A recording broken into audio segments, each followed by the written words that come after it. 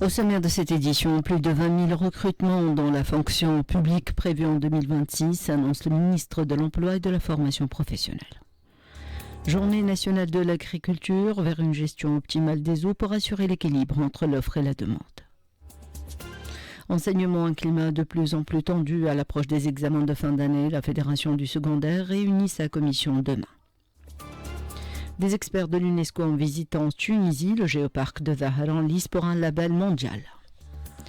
Gaza confronté à un risque critique de famine après plus de 2 mois de blocage de l'aide humanitaire, selon le rapport intégré de classification de la sécurité alimentaire. Et puis États-Unis, Chine mettent leur guerre commerciale sur pause. Bonsoir, la Tunisie célèbre aujourd'hui 12 mai la journée nationale de l'agriculture. Le pays a placé depuis novembre dernier le secteur de l'agriculture et de la pêche au centre de ses préoccupations étant donné l'importance de son rôle dans le développement économique, la création de l'emploi et la concrétisation du développement régional. Le ministère de l'Agriculture travaille actuellement sur l'élaboration d'une nouvelle carte bioclimatique et ce pour mieux planifier les cultures en tenant compte des changements climatiques. Parallèlement, une plateforme électronique centralisant toutes les données relatives à l'eau sera bientôt mise en place dans le but d'améliorer la gestion des ressources hydriques en temps réel. Cette annonce a été faite aujourd'hui par le ministre de l'Agriculture, Azim Bachir, à l'occasion de la célébration de la Journée nationale de l'agriculture au sein de son département. Hamad Yahbaïb, secrétaire d'État aux ressources hydrauliques, au micro de Zainab Fels. Actuellement, nous sommes en train de travailler sur une carte bioclimatique. Bien sûr, suite au changement climatique, quelle sera cette carte-là? Et là, on a commencé à travailler avec le Centre national d'élection et bien sûr, cette carte sera prête le plus tôt possible. C'est une carte d'orientation, au moins pour savoir où on aura la pluie par la suite. Et à la suite de ça, on peut programmer avec la carte agricole que nous sommes en train aussi de travailler là-dessus aussi. On pourra s'orienter par la suite, qu'est-ce qu'on va utiliser dans chaque région, quelle culture il faut utiliser. On a des mesures qui sont prises en temps réel. La pluie, le débit, le stock dans les barrages, les réservoirs de la Sonette, etc. Et vous savez très bien que dans le domaine de l'eau, si on n'utilise pas l'information en temps réel, elle perd un peu de sa valeur. Donc l'objectif, c'est d'avoir une plateforme au niveau du ministère qui regroupe toutes ces informations-là. Par exemple, pour la direction générale des ressources en eau, ce sera la pluie et le débit dans les rivières. Pour la direction des barrages, ça sera le niveau des barrages. Pour le C4 Nord, la société qui s'occupe du transfert de l'eau, ça sera aussi les côtes dans le canal Majid-Akaban. Et aussi pour la Sonette, ça sera les réservoirs. Donc l'objectif, c'est d'avoir une plateforme qui regroupe toutes ces informations et cette plateforme-là, elle va nous aider à la prise de décision en temps réel. Autre avancée technologique, un projet pilote de pluie artificielle lancé par le ministère de l'Agriculture en collaboration avec le ministère de la Défense et du Transport a ciblé la zone amont du barrage de Sidi Salem. Les résultats sont en cours d'analyse en vue d'une éventuelle généralisation du projet. Hamad Yahbaïb, secrétaire d'État aux ressources hydrauliques, nous éclaire à ce sujet. On est obligé d'utiliser une nouvelle technologie pour la gestion des ressources en eau. Alors on a commencé par les compteurs intelligents. Donc on a installé au niveau de Djerba à peu près 2067 compteurs intelligents dont l'objectif principal, bien sûr, c'est d'avoir toutes les données en temps réel. Mais quand même, nous sommes en train de travailler sur une nouvelle technologie. Et il y a une expérience qui a été démarrée le 16 avril avec le ministère de la Défense et aussi le ministère du Transport qui est l'ensemencement des nuages. Donc c'est une expérience qui a été faite le 16 avril dont l'objectif principal d'essayer d'avoir la pluie à l'amont du barrage de Sidi Salem. Nous sommes en train d'analyser bien sûr cette technique-là et on va essayer de la généraliser par la suite. Nous sommes en train aussi de travailler sur l'évaporation parce que comme vous le savez très bien, avec l'augmentation de la température, l'évaporation augmente. L'année dernière, pendant une journée, nous avons perdu 1 million de mètres cubes. Donc avec le CERT, le Centre de technologie de l'eau, nous sommes en train de travailler aussi sur les techniques qui vont réduire l'évaporation au niveau des grands barrages. Après plusieurs mois de sécheresse persistante, la Tunisie a connu en avril 2025 un épisode pluviométrique exceptionnel, notamment dans le nord et le centre du pays. Dans certaines régions, les cumuls ont été près de 2 fois supérieurs à la normale, suscitant l'espoir d'un répit temporaire dans la crise de l'eau qui affecte durement le pays depuis plusieurs années.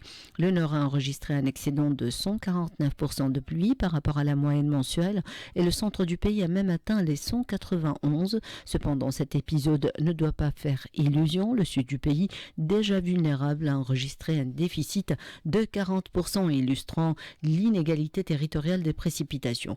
Autre paradoxe relevé par l'INM, malgré les fortes pluies, les températures ont continué à dépasser les normales saisonnières avec une anomalie positive de plus 0,8%. Ce décalage entre l'humidité soudaine et chaleur persistante s'inscrit dans une tendance plus large du dérèglement climatique que connaît la région méditerranéenne. En somme, avril 2025 aura été un mois de répit climatique pour certaines régions tunisiennes, mais loin de suffire à inverser durablement la trajectoire de stress hydrique du pays. Il rappelle toutefois l'importance de mieux gérer les ressources en eau en capitalisant sur ces épisodes ponctuels pour renforcer les capacités de stockage et améliorer l'efficacité d'irrigation. Le professeur et climatologue Amer Bahba a démenti aujourd'hui les rumeurs virales sur une prétendue tempête qui frapperait la Tunisie et l'Algérie. Il a précisé que seule une dépression atmosphérique est attendue cette semaine, accompagnée de pluies localement abondantes, notamment à Kasserine, Sidi Bouzid, Sfax et Gabès. Le nord-ouest du pays pourrait enregistrer plus de 100 mm de précipitations d'ici samedi. En visite à Béja, le ministre de l'Emploi, Riyad Chaoued, a annoncé une série de mesures en faveur de l'emploi et de la formation, notamment le lancement de nouvelles spécialités adaptées à l'économie régionale. Le ministre de l'Emploi et de la formation professionnelle a révélé aujourd'hui que plus de 20 000 recrutements sont prévus dans la fonction publique pour l'année 2026. Une partie de ces postes visera à combler les vacances existantes, conformément aux directives du président de la République. S'exprimant lors d'une visite de travail dans le gouvernorat de Béja, le ministre a précisé que son département travaille actuellement à la refonte de plusieurs spécialités de formation, y compris celles proposées dans les centres dédiés aux jeunes filles rurales, jugées obsolètes. Riyad Chaoued a appelé les acteurs concernés à mieux communiquer sur les initiatives existantes, les financements disponibles et les dispositifs mis en place pour soutenir l'emploi, comme l'initiative Le Taux Entrepreneur ou encore les programmes d'intégration des personnes en situation de handicap. Le rapporteur de la commission du règlement intérieur à l'Assemblée des représentants du peuple, Youssef Tachoun, a annoncé aujourd'hui qu'une dernière séance se tiendra mercredi prochain avec le ministre des Affaires sociales concernant le projet d'amendement du Code du travail afin d'exposer les articles, les amendements et les ajustements. Précisant qu'une plénière d'approbation aura lieu la semaine prochaine, il a expliqué que l'ARP a accordé de l'importance aux auditions en organisant plus de 10 séances avec des experts et des acteurs du droit du travail. Un accord a été trouvé sur tous les articles après la modification de certains pour éviter l'émergence d'éventuels problèmes. Le député a souligné qu'il y a des révisions concernant les contrats à durée déterminée, notamment en ce qui concerne les absences, le travail saisonnier et la durée de la période d'essai qui sera désormais déterminée en fonction des catégories. Le ministre de l'Équipement, de l'Habitat et de l'Aménagement du Territoire, Salah Hazoueli, a annoncé aujourd'hui, lors de sa visite dans le gouvernorat du CAF, que le dossier d'appel d'offres pour l'étude du projet d'autoroute reliant Tunis au CAF sera finalisé prochainement. Ce projet structurant prévoit un tracé de 115 km partant de l'autoroute A3 au niveau de l'échangeur de Mjezlbeb, en passant par les régions de Gbelat, la délégation de l'Aroussa, puis la zone agricole de Sidi Bouraoui, jusqu'à atteindre la route de Dahmeni au niveau de la localité de Boulifa. L'itinéraire se prolongera ensuite jusqu'à la route nationale numéro 17 au niveau de Ouedermel. Le ministre du Tourisme, Sofiane Tré, affirme que les réservations massives des tours opérateurs étrangers, des agences locales, augurent d'une saison 2025 prometteuse. Dans une déclaration accordée à Radio CAF, le ministre a assuré que des efforts conjoints avec les professionnels du secteur sont en cours pour garantir des prestations de qualité à des prix abordables pour les Tunisiens comme pour les visiteurs. Par ailleurs, un nouveau cahier des charges est en préparation pour intégrer légalement 2000 maisons d'hôtes dans l'offre touristique, relancer l'aéroport de Tabarka et dynamiser tout le nord-ouest du pays. Le secteur touristique pourrait en effet connaître un boom dans la région du CAF, où le ministre du Tourisme vient d'annoncer l'affectation d'un terrain de 30 hectares en faveur de l'agence foncière touristique pour l'aménagement d'une zone touristique dans cette ville, réputée être un foyer culturel et artistique de grande envergure. Les détails avec notre correspondant Jamel Tibi.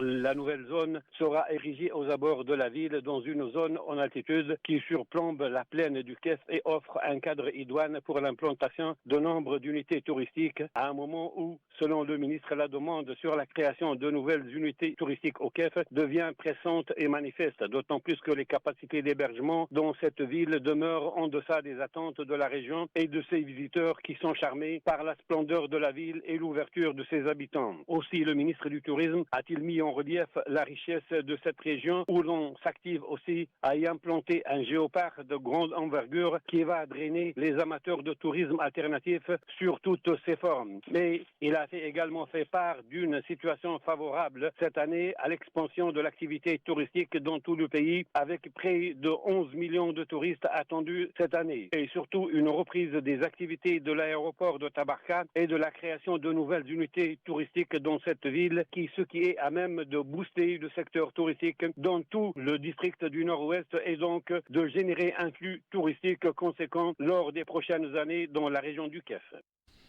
Face à la persistance des tensions entre le ministère de l'Éducation et la Fédération générale de l'enseignement secondaire, une commission administrative sectorielle du syndicat se tiendra demain mardi 13 mai. Cette réunion doit décider du maintien ou non de la grève présentielle prévue dans les collèges et lycées les 28 et 29 mai prochains. Dans une déclaration à l'agence TAP, Mohamed Safi, secrétaire général de la Fédération, indiquait que la commission examinera également la récente décision du ministère relative à la modification du calendrier des examens du troisième trimestre.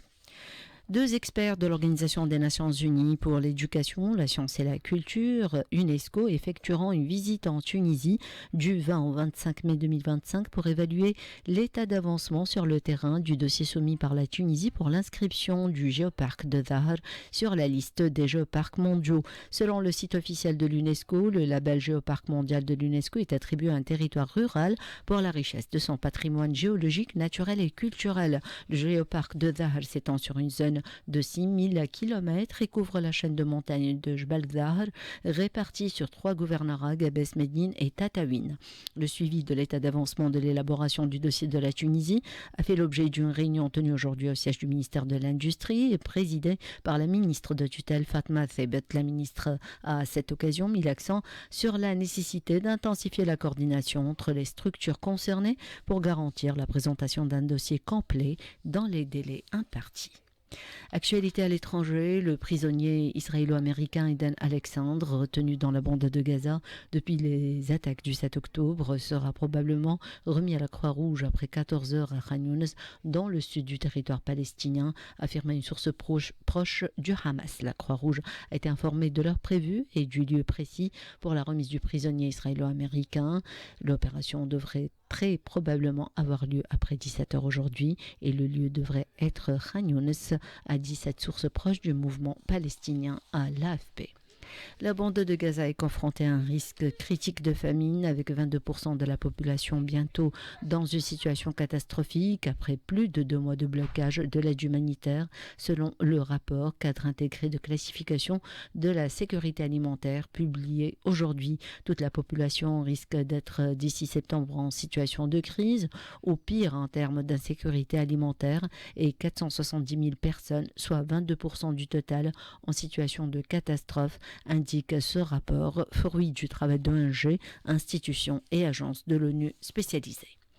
Les États-Unis et la Chine ont annoncé aujourd'hui la suspension pour 90 jours de la majeure partie des droits de douane prohibitifs qui s'étaient mutuellement imposés, marquant une désescalade dans leur guerre commerciale qui a ébranlé l'économie mondiale. Cette suspension prendra effet d'ici le 14 mai, ont annoncé les 2 plus grandes puissances économiques mondiales après 2 jours de négociations à Genève, scrutées par le monde entier. Concrètement, les 2 camps acceptent de suspendre les surtaxes de 115 points de pourcentage qui s'était imposé ces dernières semaines dans le cadre d'une surenchère lancée en avril par Donald Trump, dénonçant une relation commerciale déséquilibrée en faveur de la Chine. Ces mesures ramèneront donc provisoirement les droits de douane sur les produits chinois importés par les États-Unis à 30% et les droits de douane sur les produits américains importés par la Chine à 10%. Encore une fois, Donald Trump est forcé de reculer face aux Chinois. Washington et Pékin ont annoncé aujourd'hui une réduction drastique des droits de douane respectifs, donc mettons un terme à une guerre commerciale que Trump avait déclenchée. La crise diplomatique entre Paris et Alger s'est encore aggravée après de nouvelles expulsions de fonctionnaires français du territoire algérien, auxquelles la France va répondre de manière immédiate, ferme et proportionnée, annonçait aujourd'hui le ministre français des Affaires étrangères. Au final, cette édition, un rappel du sommaire avant de vous quitter. Journée nationale de l'agriculture vers une gestion optimale des eaux pour assurer l'équilibre entre l'offre et la demande. Plus de 20 000 recrutements dans la fonction publique prévus en 2026, annonce le ministre de l'Emploi et de la formation professionnelle. Et puis enseignement, un climat de plus en plus tendu à l'approche des examens de fin d'année. La Fédération du secondaire réunit sa commission demain. C'est la fin de cette édition. Merci d'avoir été des nôtres. Merci à Faisal Lehleli pour la collaboration technique et le programme en langue allemande.